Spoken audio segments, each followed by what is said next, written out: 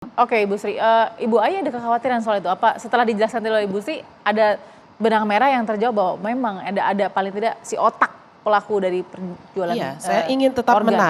Ya. ingin menarik pada kewaspadaan ini, munculnya beragam keresahan ini sentimen positif di masyarakat yang memunculkan rasa meningkatkan pengawasan, Betul. meningkatkan kualitas dengan keluarga, bahkan di ranah yang paling awam sesungguhnya terjadi konfirmasi antar masyarakat.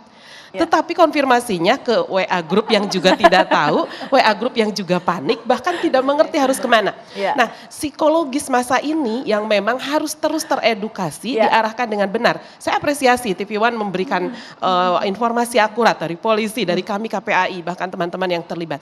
Ini menunjukkan bahwa ini semua harus kita arahkan pada jejaring antara pengasuhan berbasis family Ya. dengan berbasis komunitas. Ya. Nah, komunitas ini yang sangat besar harganya dan sangat luar biasa tingkat daya ungkitnya karena di dalamnya itu terdiri dari majelis taklim misalnya. Betul. Ya, ibu-ibu PKK, komite-komite sekolah Ya. yang itu sesungguhnya memberi value atas edukasi perlindungan pada anak yang sesungguh-sungguhnya Betul. di luar keluarga yang tadi saya bilang di Ya. awal. Nah, ini yang harus terus dimunculkan. Percaya atau tidak situasi terhadap sindikat ini memang harus kita waspadai. Ya. Tetapi kita harus melihat bahwa informasi yang tadi disampaikan kepolisian ini menjadi energi yang sangat baik bagi kita. Oh, Ya. ternyata begitu benar juga ya. Nggak mungkin semudah itu loh yang namanya transplantasi organ tubuh Betul, gitu. Nah, di balik itu semua tentu KPAI karena punya data, karena kami membuka pengaduan gitu ya, terjadi hal-hal seperti ini. Kita harus melihat juga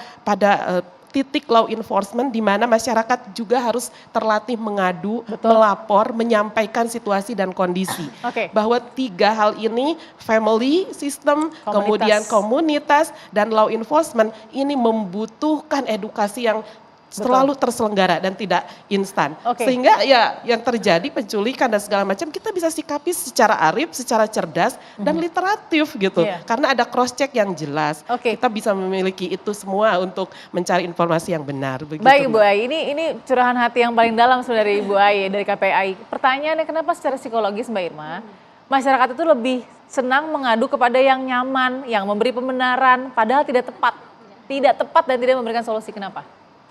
Dan bagaimana untuk men-shift cara berpikir mindset itu? ya. Ya. Ini balik lagi ke mindset gitu ya. Jadi sebetulnya gini, pola pikir kita itu kan sebetulnya berkembang karena faktor kebiasaan. Ya Oke. kan, jadi validasi gitu kan sering banget kita butuhkan gitu dari orang-orang yang kita rasa signifikan gitu ya. Ya. Keberadaan kita tuh jadi penting, eksistensi kita jadi penting karena kan sebenarnya kita memang makhluk sosial gitu ya. Kebutuhan kita untuk dilihat, diakui itu kadang pada beberapa orang yang punya isu tertentu terutama ya, itu sangat besar banget ya Mbak Monica gitu ya. Jadi memang kadang-kadang gitu ya ada berita tertentu belum di cross check, oversharing ya. Lalu kemudian ada validasi-validasi ya. Lalu menjadikan dia bahwa gitu ya kehadiran saya ini ternyata penting gitu ya, diakui gitu. Penting dan salah. Salah gitu ya. Tanpa tadi dia mampu untuk menilai gitu ya bahwa ini tuh sebetulnya benar atau enggak ya. Terus kemudian nanti akan merepotkan dirinya sendiri atau orang lain atau enggak gitu ya. Jadi kalau saya juga concernnya gini sih Mbak. Jadi terkait sama penculikan ini psikoedukasi itu penting banget gitu ya. Saya sangat sepakat sekali dengan Bu Ai gitu. Jadi mulai dari keluarga psikoedukasi itu penting gitu untuk pencegahan sebetulnya.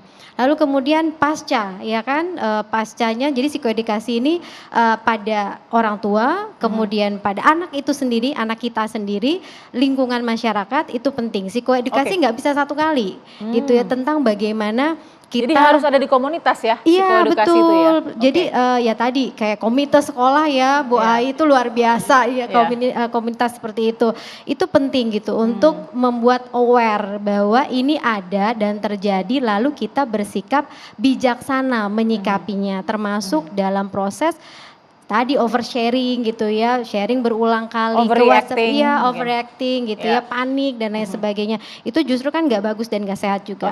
Lalu kemudian yang kedua sih, saya juga sangat prihatin dengan pasca penculikan karena mereka ini yang korban penculikan ini potensial sekali mengalami post traumatic stress disorder.